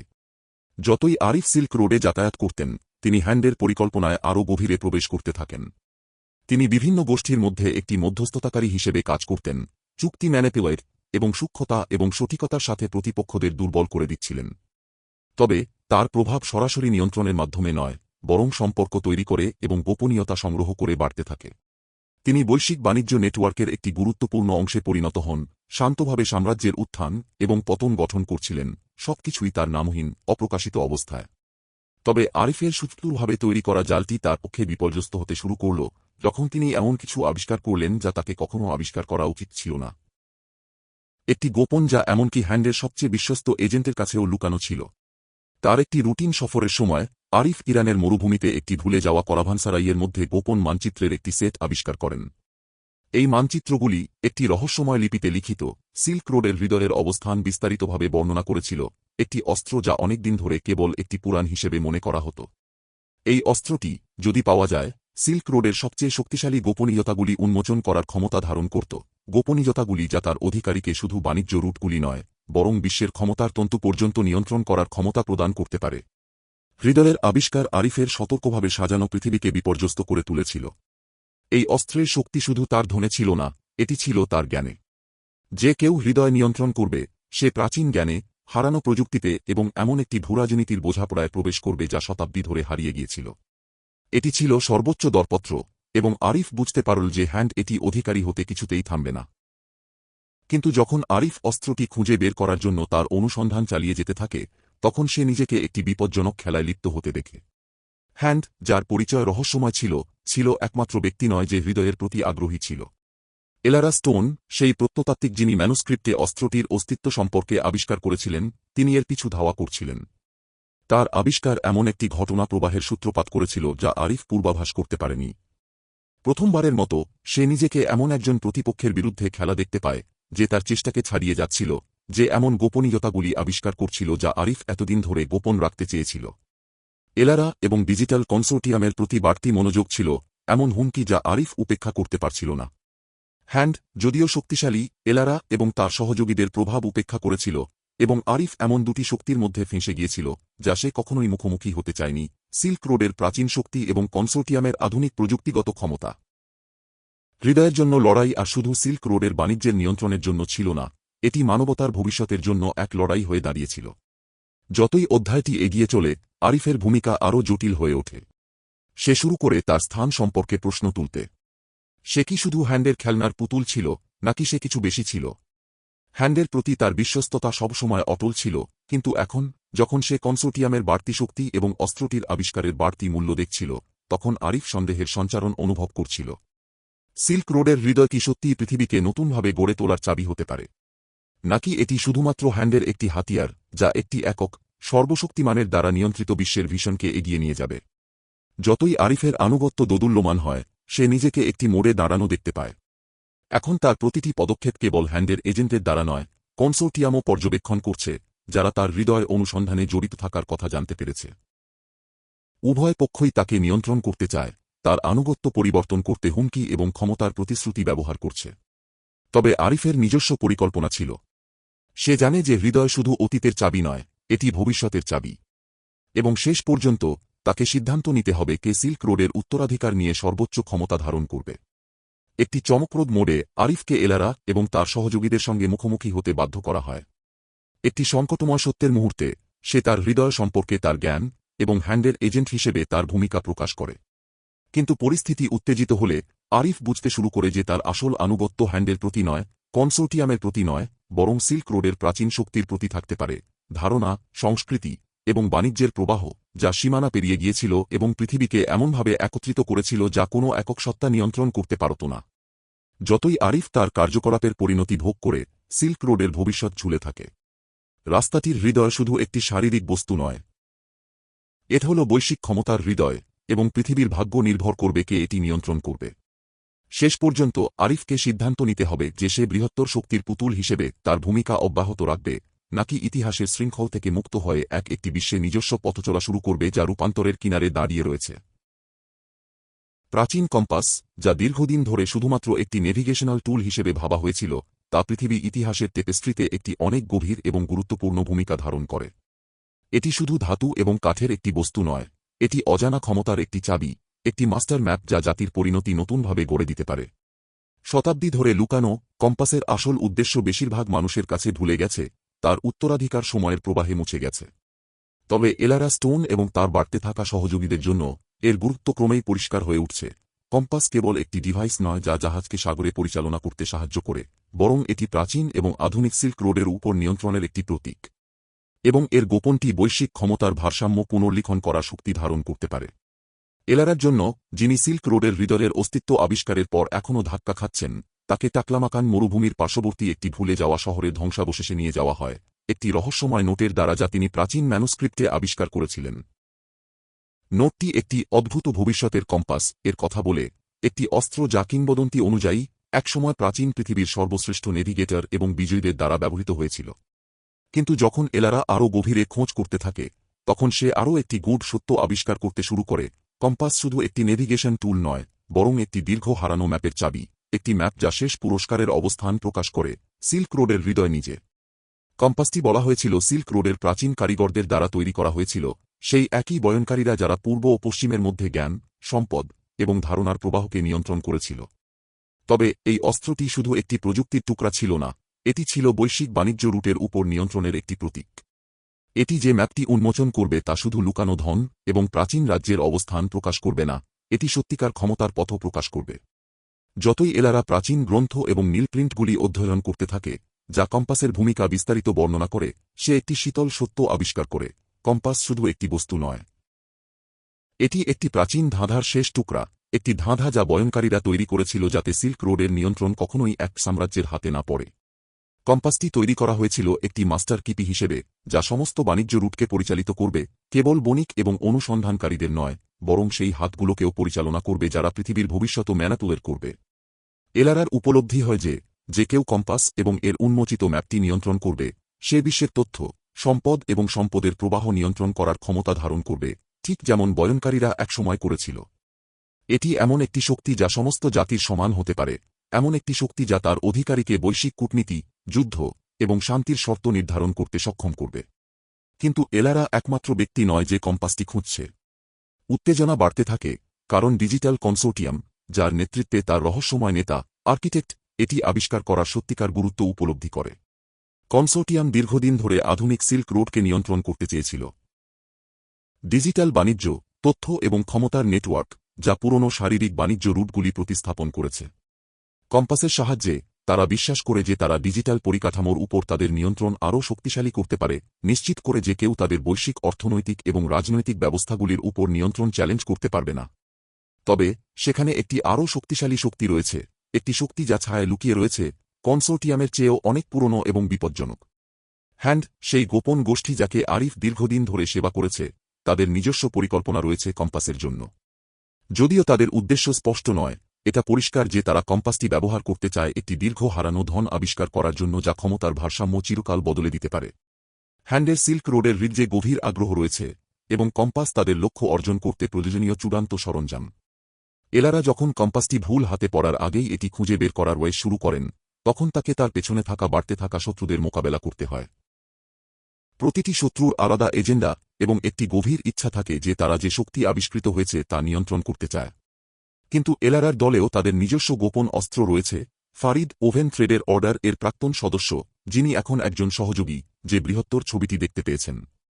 ফারিদ একটি চমকপ্রদ সত্য উদ্ঘাটন করেন: তার পরিবারের প্রাচীন বংশপরম্পরা কম্পাসের সৃষ্টির সাথে সম্পর্কিত, এবং তিনি এর প্রকৃত উৎস জানেন। তিনি ব্যাখ্যা করেন যে কম্পাস কখনোই শাসনের একটি টুল হিসেবে ব্যবহার করার জন্য তৈরি করা হয়নি, বরং এটি একটি সুরক্ষার উপকরণ ছিল, যা নিশ্চিত করত যে জ্ঞান এবং ক্ষমতার প্রবাহ সবসময় ভারসাম্যে থাকবে। এর ডিজাইন এমন ছিল যে এটি কেবল সেই ব্যক্তি ব্যবহার করতে পারবে, যিনি সিল্ক রোডের গভীর জ্ঞান বুঝতে পারেন, যে ব্যক্তি এর শক্তি আনলক করতে পারে, কিন্তু এর কর্তৃত্বের প্রতি লোভে পড়ে না। কিন্তু ফারিদের উন্মোচন একটি দামের সাথে আসে। তারা যতই কম্পাসের গোপনীয়তা সম্পর্কে আরও খুঁটিয়ে খোঁজ করতে থাকে, ততই তাদের যাত্রা আরও বিপজ্জনক হয়ে ওঠে।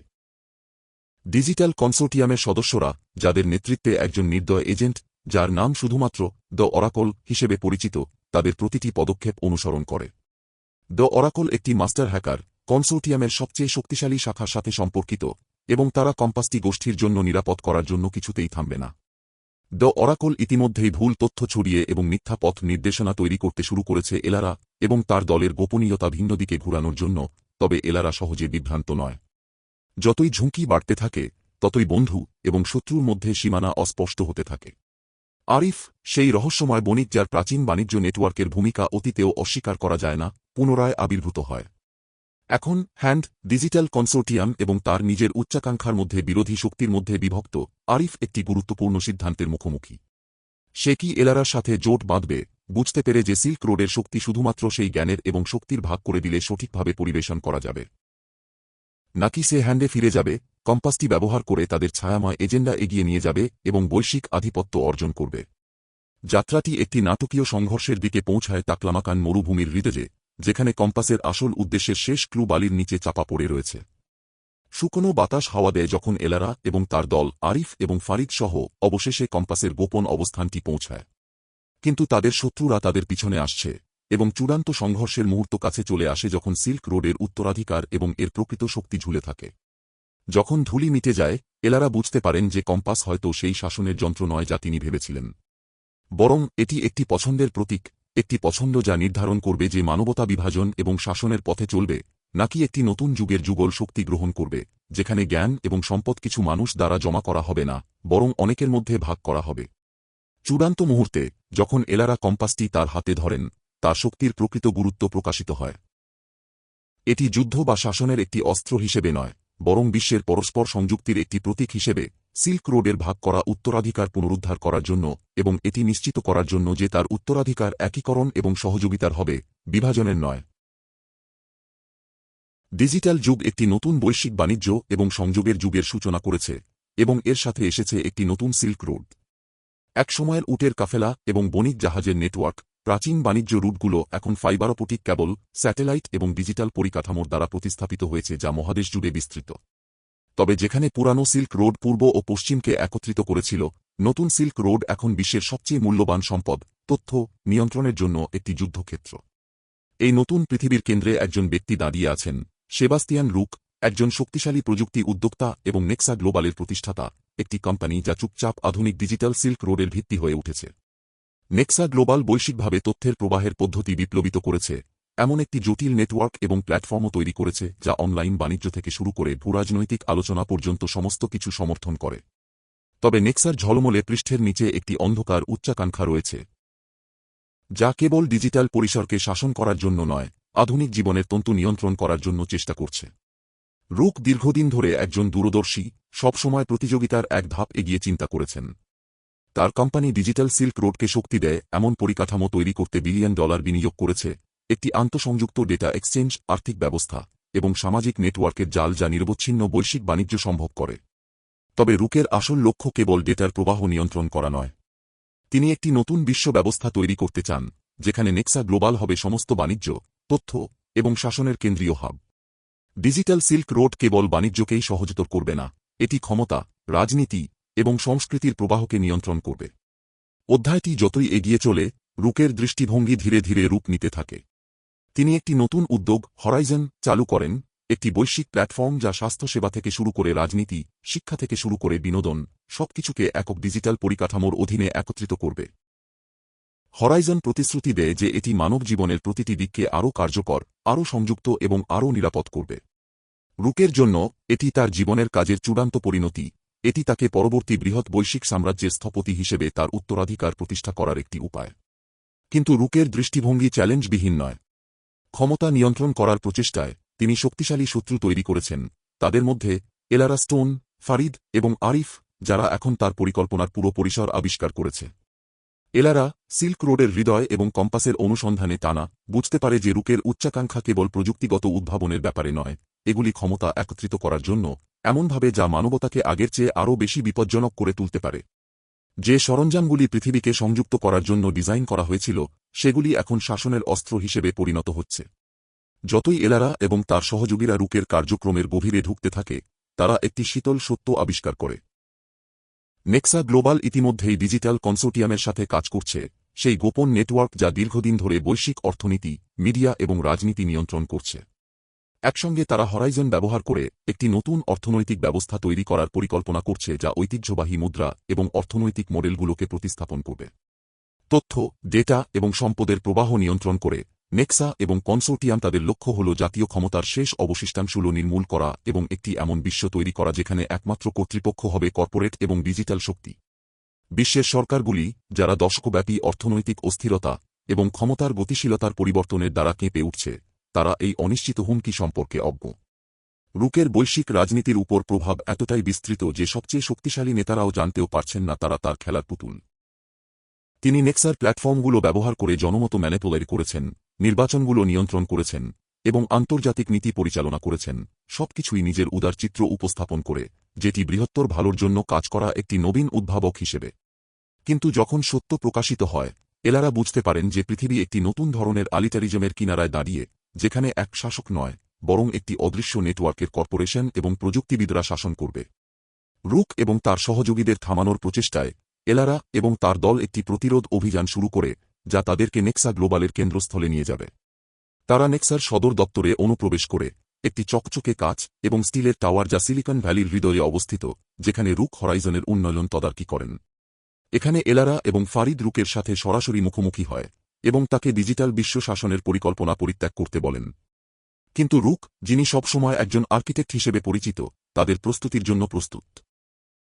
তিনি প্রকাশ করেন যে তিনি তাদের প্রতিটি পদক্ষেপ পূর্বানুমান করেছিলেন এবং ইতিমধ্যেই তাদের দলের গুরুত্বপূর্ণ সদস্যদের ম্যানিপুলেট করে তাদের প্রচেষ্টাকে ব্যর্থ করতে সাহায্য করেছেন। তিনি তাদের একটি চুক্তি প্রস্তাব করেন, যদি তারা তার সাথে যোগ দেয় তবে তারা সেই শক্তির একটি অংশ পাবেন যা তিনি তৈরি করছেন, একটি শক্তি যা তার মহাপরিকল্পনা অনুযায়ী পৃথিবীকে পুনর্গঠন করবে। কিন্তু এলারা, ফারিদ এবং আরিফ নিরস্ত্র হন না। তারা জানে যে রুকের প্রস্তাব গ্রহণ করলে তারা যা বিশ্বাস করে তার প্রতিটি বিষয়কে বিশ্বাসঘাতকতা করতে হবে। সিল্ক রোডের ভবিষ্যতের জন্য লড়াই, যে লড়াইটি শারীরিক এবং ডিজিটাল উভয় ক্ষেত্রেই, এটি এমন একটি বিষয় যা তারা কখনই এড়িয়ে যেতে পারবে না। যতই উত্তেজনা বাড়ে, রুক তার ট্রাম্প কার্ডটি খেলে। তিনি হরাইজন চালু করেন, একটি পূর্ণাঙ্গ অন্তর্ভুক্ত বৈশ্বিক সিস্টেম যা শীঘ্রই বিশ্বব্যাপী স্থাপন করা হবে, যা নেক্সা গ্লোবাল এবং ডিজিটাল কনসোর্টিয়ামকে সমস্ত ডিজিটাল লেনদেন, যোগাযোগ এবং শাসনের উপর একক কর্তৃত্ব দেবে। হরাইজন চালু হলে রুকের একত্রিত বৈশ্বিক শাসনের দৃষ্টি অপ্রতিরোধ্য হয়ে উঠবে। চূড়ান্ত লড়াইটি রাস্তায় হবে না, বরং ডিজিটাল দুনিয়ায়, যেখানে প্রতিটি লেনদেন, প্রতিটি যোগাযোগ এবং প্রতিটি সিদ্ধান্ত মনিটর, নিয়ন্ত্রিত এবং ম্যানিপুলেট করা হবে। একটি সাহসী পদক্ষেপে এলারা এবং তার দল ডিজিটাল নেটওয়ার্কে অনুপ্রবেশ করার চেষ্টা করে আন্ডারগ্রাউন্ড হ্যাকার এবং কনসোর্টিয়ামের মধ্যে বিপদগামী উপাদানদের সাথে কাজ করে সিস্টেমটি ভেতর থেকে অস্থির করতে। চূড়ান্ত সংঘর্ষটি হরাইজনের নিয়ন্ত্রণ কেন্দ্রের অন্তর্গত, যেখানে তারা একটি উচ্চ ঝুঁকিপূর্ণ সাইবার যুদ্ধের মধ্যে প্রবেশ করে যা ডিজিটাল সিল্ক রোড এবং পৃথিবীর ভবিষ্যতের ভাগ্য নির্ধারণ করবে। চূড়ান্ত মুহূর্তে এলারা হরাইজনের সিস্টেমের মধ্যে একটি দুর্বলতা খুঁজে পান, যেটি এটিকে ভেঙে ফেলতে পারে। কিন্তু এর মূল্য অত্যন্ত বেশি। যখন সে শেষ সিকোয়েন্সটি চালু করতে যাচ্ছে, তখন সে একটি নৈতিক দোলাচলে পড়ে। সে কি রুকের সৃষ্টিকে ধ্বংস করবে, জানিয়ে যে এটি পৃথিবীকে বিশৃঙ্খলা এবং অনিশ্চয়তার মধ্যে ফেলতে পারে, নাকি সে নেক্সা গ্লোবালকে নিয়ন্ত্রণ বজায় রাখতে দিবে, এই আশা নিয়ে যে ডিজিটাল সিল্ক রোডটি ভালোর জন্য ব্যবহার হতে পারে। রুক, যিনি পারসুয়েশনের মাস্টার, এলারাকে এক শেষ সুযোগ দেয়, একটি নতুন বিশ্বের ভিশন প্রদান করে যেখানে প্রযুক্তি এবং তথ্য সবার মঙ্গলার্থে ব্যবহার করা যেতে পারে। কিন্তু এলারা জানেন যে সিল্ক রোডের আসল শক্তি কখনোই নিয়ন্ত্রণ ছিল না, এটি ছিল সংযোগ, বোঝাপড়া এবং মুক্ত আদান প্রদান। যখন সে তার সিদ্ধান্ত নেয়, তখন সে বুঝতে পারে যে সিল্ক রোডের ভবিষ্যতের জন্য লড়াই, শারীরিক এবং ডিজিটাল উভয় ক্ষেত্রেই, কখনো শেষ হয়নি। পৃথিবীর ইতিহাসের পরবর্তী অধ্যায় লেখা হচ্ছে, এবং এটি নিয়ন্ত্রণের শক্তির দ্বারা নয়, বরং স্বাধীনতা এবং একতার আদর্শ দ্বারা গঠিত হবে। ডিজিটাল সিল্ক রোডের ভাগ্য ঝুলে আছে, এবং পৃথিবী দেখছে যখন এলারা এবং তার সহযোগীরা বৈশ্বিক আধিপত্যের শক্তির বিরুদ্ধে তাদের চূড়ান্ত সংগ্রাম করে। এই মুহূর্তে তারা যে সিদ্ধান্ত নেবে তা ভবিষ্যতের পথ নির্ধারণ করবে, ভালোর জন্য অথবা খারাপের জন্য। বিশ্ব একটি নতুন যুগের সন্নিধ্যে দাঁড়িয়ে আছে। ডিজিটাল সিল্ক রোড, যে বিশাল সংযোগ এবং তথ্যের জাল প্রাচীন বাণিজ্য রুটগুলিকে প্রতিস্থাপন করেছে, তা শক্তির সঙ্গে প্রলুব্ধ হচ্ছে। তবে বৈশ্বিক ঐক্যের প্রতিশ্রুতি সত্ত্বেও, এই নতুন সিস্টেমটি মানবতাকে এমন একটি নিয়ন্ত্রণের নেটওয়ার্কে বন্দী করার হুমকি দেয়, যা এত গভীরভাবে প্রবাহিত যে এটি সভ্যতাকেই পুনরায় আকার দিতে পারে।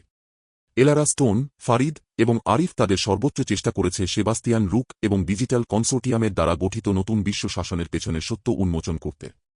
নেক্সা গ্লোবালের সদর দপ্তরে অনুপ্রবেশ করা, রুকের বৈশ্বিক আধিপত্যের দৃষ্টিভঙ্গি প্রকাশ করা এবং কনসোর্টিয়ামের শক্তিশালী প্রভাবের বিরুদ্ধে যুদ্ধ করার পর, তারা চূড়ান্ত সিদ্ধান্তের দোরগোড়ায় দাঁড়িয়ে আছে। তারা যে বস্তুটি খুঁজছিল, সিল্ক রোডের হৃদয়, তা তাদের নাগালে রয়েছে, এবং তার ক্ষমতা ভবিষ্যৎ পরিবর্তন করতে অস্বীকার করা যায় না। তবে প্রকৃত প্রশ্ন রয়ে যায়, তারা এই ক্ষমতার সঙ্গে কি করবে? ডিজিটাল সিল্ক রোডের জন্য যুদ্ধটি চূড়ান্ত সংঘর্ষে পরিণত হয়। রুক যে ডিজিটাল পরিকাঠামোটি এত যত্ন সহকারে তৈরি করেছে, হরাইজন, এখন সক্রিয় এবং বৈশ্বিক বাণিজ্য, আর্থিক ব্যবস্থা এবং যোগাযোগের প্রতিটি দিক নিয়ন্ত্রণে নেওয়ার জন্য প্রস্তুত। এটি একটি সিস্টেম এত অন্তর্ভুক্ত, এত ব্যাপক, যে এটি প্রতিটি ব্যক্তিকে, প্রতিটি লেনদেনকে, প্রতিটি চিন্তাকে একটি বিষয় মেশিনের চাকা বানিয়ে ফেললে। নেক্সা গ্লোবালের উচ্চাকাঙ্ক্ষা আর শুধু অর্থের ব্যাপার নয়, এটি মানব অস্তিত্বের তন্তু নিয়ন্ত্রণের ব্যাপার। রুকের জন্য এটি ছিল তার ইউটোপিয়ার দৃষ্টি, একটি পৃথিবী যেখানে তথ্য এবং ক্ষমতার প্রবাহ একটি একক সত্তা দ্বারা নিয়ন্ত্রিত হবে, একমাত্র সত্তা যা সকলের বৃহত্তর মঙ্গলের জন্য সিদ্ধান্ত নিতে পারবে। কিন্তু এলারা, ফারিদ এবং আরিফ দৃঢ়প্রতিজ্ঞ যে তারা তাকে থামাবে, যাতে সিল্ক রোডের হৃদয়কে আধিপত্যের হাতিয়ার হিসেবে ব্যবহার না করা হয়। তারা বুঝতে পেরেছে যে সিল্ক রোডের প্রকৃত উত্তরাধিকার শাসন সম্পর্কে ছিল না, এটি ছিল সংযোগের ব্যাপার, এমন নেটওয়ার্ক তৈরি করার ব্যাপার যা ধারণা, সংস্কৃতি এবং পণ্যের মুক্ত আদান প্রদানকে সহজ করে তোলে। তারা বিশ্বাস করে যে সিল্ক রোডের হৃদয়কে শাসনের জন্য ব্যবহার করা উচিত নয়, বরং এটি মানবতাকে ক্ষমতায়িত করার জন্য ব্যবহার করা উচিত, স্বাধীনতা এবং দায়িত্বের মধ্যে ভারসাম্য পুনঃস্থাপন করা উচিত। তারা যখন সময়ের সাথে সাথে শেষ আক্রমণের প্রস্তুতি নিচ্ছে, তারা একটি অপ্রত্যাশিত চরিত্রের মুখোমুখি হয়, আর্কিটেক্ট। বছরের পর বছর ধরে আর্কিটেক্টের পরিচয় ছিল রহস্যময়, একটি ছায়াময় চরিত্র যিনি বৈশ্বিক ঘটনাগুলিকে সূক্ষ্মভাবে কৌশলগতভাবে নিয়ন্ত্রণ করেছেন। কিন্তু এখন এই সংকটময় মুহূর্তে তারা নিজেকে প্রকাশ করে রুকের দীর্ঘ হারানো গুরু, যিনি নেক্সা গ্লোবাল গঠনের শুরু থেকেই সাহায্য করেছিলেন। আর্কিটেক্ট একটি চূড়ান্ত সত্য প্রকাশ করেন, রুকের দৃষ্টিভঙ্গি কখনোই তার নিজস্ব ছিল না। এটি ছিল বছরের পর বছর ধরে সাবধানে কৌশলগতভাবে পরিকল্পনা করা একটি দৃষ্টিভঙ্গি, যা কয়েক দশক আগে শুরু হয়েছিল একটি আরও পুরনো এবং শক্তিশালী শক্তি দ্বারা, সেই শক্তি যা একসময় প্রাচীন সিল্ক রোডের রূপকল্প গঠন করেছিল।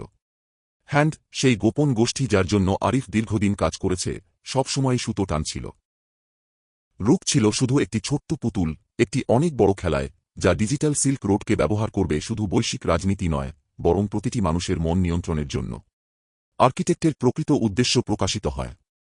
তারা রুককে নেতৃত্বে দাঁড় করানোর জন্য প্রস্তুত করেছিল, হরাইজনকে এগিয়ে নেওয়ার জন্য, কিন্তু তারা কখনোই সিস্টেমটিকে শুধুমাত্র নিয়ন্ত্রণের একটি সরঞ্জাম হিসেবে ব্যবহার করতে চায়নি। তবে আর্কিটেক্ট এখন নিজেদের দৃষ্টিভঙ্গি পরিবর্তন করেছেন। রুকের ক্রমবর্ধমান অযথা উচ্চাকাঙ্ক্ষা দেখে তারা উপলব্ধি করেছেন যে পূর্ণ নিয়ন্ত্রণের কুসংস্কার ভুল ছিল। আর্কিটেক্ট একটি বিরল আত্মবিশ্লেষণে বিশ্বাস করেন যে সিল্ক রোডের হৃদয় শাসনের জন্য নয়, বরং একটি নতুন পৃথিবী তৈরি করার জন্য ব্যবহার করা যেতে পারে, একটি পৃথিবী যেখানে তথ্য এবং প্রযুক্তির শক্তি সমানভাবে ভাগ করা হবে, যেখানে অতীতের ভুলগুলি এড়ানো যাবে, এবং যেখানে ডিজিটাল সিল্ক রোড সহযোগিতা তৈরির জন্য ব্যবহৃত হবে, দমন করার জন্য নয়। এলার, ফারিদ, আরিফ এবং আর্কিটেক্ট একটি মোড়ে দাঁড়িয়ে আছেন। তাদের হাতে সিল্ক রোডের হৃদয় প্রাচীন অস্ত্রটি রয়েছে যা ভবিষ্যৎ পুনর্লিখন করার ক্ষমতা ধারণ করে। তবে এটি ব্যবহার করা মানে রুকের মতো হওয়া, এমন ধরনের প্রভাব ব্যবহার করলে তারা সেই একই পথ অনুসরণ করতে পারে যা তাদের দুর্নীতির দিকে নিয়ে যাবে। পছন্দ স্পষ্ট, তারা সিল্ক রোডের শক্তি উন্মোচন করার একটি উপায় খুঁজে বের করতে হবে, তবে অতীতের ভুলগুলি পুনরাবৃত্তি না করে। একটি এমন মোড়ে যা তাদের স্তম্ভিত করে, চূড়ান্ত উন্মোচন আসে আরিফের কাছ থেকে, রহস্যময় বণিক। তিনি তার আসল উদ্দেশ্য প্রকাশ করেন, তিনি কখনোই হ্যান্ডের পুতুল ছিলেন না, বা কনসোর্টিয়ামের এজেন্ট ছিলেন না। আরিফ অনেক আগেই একটি ভিন্ন পথে হাঁটার সিদ্ধান্ত নিয়েছিলেন। তার আসল মিশন ছিল সিল্ক রোডের উত্তরাধিকার রক্ষা করা, শক্তি বা ধন অর্জনের জন্য এটি ব্যবহার করা নয়। তিনি সিল্ক রোডের হৃদয়ের মধ্যে একটি দীর্ঘদিন হারানো যন্ত্রাবলী উন্মোচন করেন, একটি গোপন অ্যালগোরিদম যা একটি বৈশ্বিক নেটওয়ার্ক চালু করতে পারে। এটি প্রাচীন সিল্ক রোডের একটি ডিজিটাল রিবুট হবে, যা জ্ঞান, সম্পদ এবং শাসন ব্যবস্থার মুক্ত পিয়ার টু পিয়ার আদান প্রদান সম্ভব করবে, এমনকি কর্পোরেট বা সরকারি নিয়ন্ত্রণের হুমকি ছাড়াই। এই উন্মোচন সবকিছু বদলে দেয়। সিল্ক রোডের হৃদয়কে একটি কেন্দ্রীভূত নিয়ন্ত্রণ ব্যবস্থা তৈরি করতে ব্যবহার করার পরিবর্তে তারা এটি একটি বিকেন্দ্রীভূত বৈশ্বিক নেটওয়ার্ক তৈরি করতে ব্যবহার করতে পারে, একটি নেটওয়ার্ক যা ব্যক্তিদের ক্ষমতায়ন করবে, সহযোগিতা ফস্ট করবে, এবং সিল্ক রোডের মৌলিক মূলনীতি রক্ষা করবে, সংযোগ, আদান প্রদান এবং পারস্পরিক সম্মান। হৃদয়ের অ্যালগোরিদমটি সক্রিয় করার মাধ্যমে এলারা এবং তার দল একটি বৈশ্বিক নেটওয়ার্ক উন্মোচন করবে ওপেন সোর্স প্ল্যাটফর্মগুলির, যা একক কোনো সত্তা দ্বারা ম্যানিপুলেট করার জন্য প্রতিরোধক হবে, সেটা নেক্সা গ্লোবাল হোক, ডিজিটাল কনসোর্টিয়াম হোক, বা অন্য কোনো শক্তি। কিন্তু এক চূড়ান্ত বাধা রয়েছে, রুক নিজেই। ক্ষমতা ধরে রাখতে তিনি হরাইজনের সবচেয়ে শক্তিশালী বৈশিষ্ট্যটি চালু করেন, একটি বৈশ্বিক লকডাউন যা পৃথিবীর ডিজিটাল পরিকাঠামোকে সম্পূর্ণভাবে নেক্সা গ্লোবালের সার্ভারের উপর নির্ভরশীল করে ফেলবে। চূড়ান্ত যুদ্ধ একটি উত্তেজনাপূর্ণ সময়ের প্রতিযোগিতায় পরিণত হয়। হরাইজন অপরিবর্তনীয় হতে যাওয়ার মাত্র কয়েক মুহূর্ত আগে এলারা, ফারিদ, আরিফ এবং আর্কিটেক্ট একত্রে নেক্সার শেষ প্রতিরক্ষা লাইন ভেদ করতে ডিজিটাল এবং শারীরিক সংগ্রামে লিপ্ত হয়। তারা নেক্সাস সার্ভারে অনুপ্রবেশ করে একটি ভাইরাস মোতায়েন করে যা হৃদয়ের অ্যালগোরিদমটিকে ট্রিগার করবে।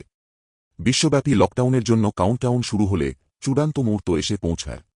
এলারা এবং তার দল হৃদয়ের অ্যালগোরিদমটি সক্রিয় করে, ডিজিটাল সিল্ক রোডটি উন্মোচন করে, এবং নেক্সা গ্লোবাল এবং কনসোর্টিয়ামের পৃথিবী জুড়ে যে শ্বাসরোধকারী নিয়ন্ত্রণ ছিল তা ছিন্ন করে ফেলে। এই প্রক্রিয়ায় তারা রুকের পরিকল্পনাগুলিকে ব্যর্থ করতে সক্ষম হয়, তার কৌশলের সত্যি প্রকাশ করে পৃথিবীর সামনে। তার সাম্রাজ্য ভেঙে পড়ে এবং ডিজিটাল সিল্ক রোড পুনর্জন্ম লাভ করে, শাসনের হাতিয়ার হিসেবে নয়, বরং মুক্তির প্ল্যাটফর্ম হিসেবে।